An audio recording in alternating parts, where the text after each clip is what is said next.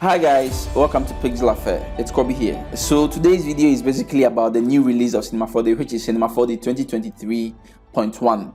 And as they've been teasing us with some fire and smoke stuff, is actually real now in the new release of Cinema 4D. Now you can actually do a lot of fire sim and nice simulation and all of that, which is interesting.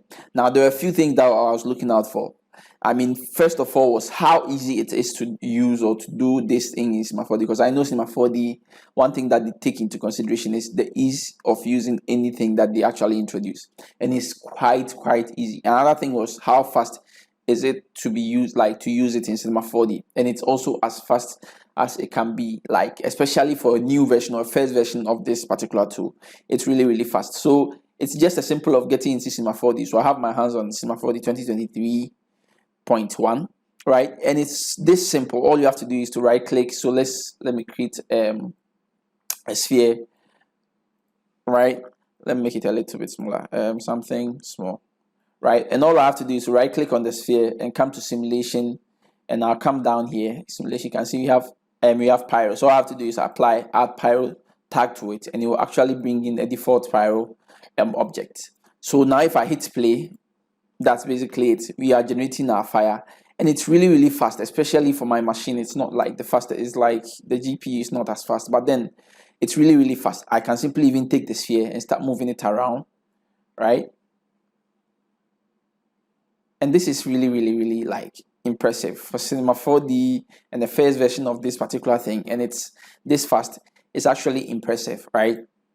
You can do a whole lot of stuff with it. I mean, I just got my hands on it this morning, and I wanted to see, how it goes like. And I'm really impressed with how fast this thing works. It's really Charlie. I mean, this is really fast, right? Because I've actually used Turbulence FD before, and to do stuff like this, like with this ease, it was cool, but it wasn't, I mean, this fast, especially interacting with the object and stuff like that. You probably had to bake it and all of that. So this is really impressive, right? And there are a lot of things that you can actually do with this particular stuff. So this video was actually done. These are some of the stuff that you can do with the Pyro. These are just test renders of it. So some are even viewport renders and stuff, right? Not fully rendered, but you can see some of it's very impressive, right? So you can see, like, I'm really impressed with the first version of this particular release and this power. But like I said, there could be something that would, like, I'll be disappointed by, and that was like no particle system in Cinema 4D, especially when they were introducing this. I probably hope they could have done something a little bit to the particle system in Cinema 4D, but still nothing was done about that. But that doesn't spoil anything. It's still in development, and I believe maybe in the future all those things will come. But still, like the test renders and me playing around with it just for like a minute, I feel like it's really impressive, right? So you can see this, it's interacting with the Cinema 4D cloth system, and they're already dynamic, so everything is the same, like using the same simulation system, the one that gives us the cloth, and it's all interacts together, and it's really impressive, right?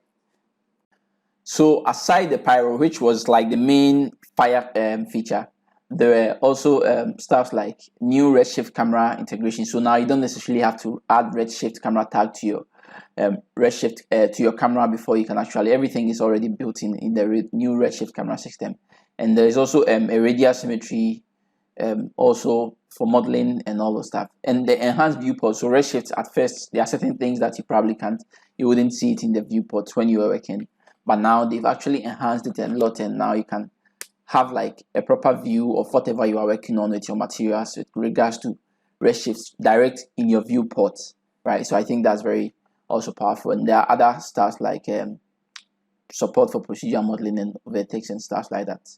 Other products including Forger, the VFX for Red Giant and stuff, all of them were also increased. And there were new capsules, so new capsules were actually introduced, right, which also are all cool. But the main thing were the Pyro simulation, which it's really cool for first edition.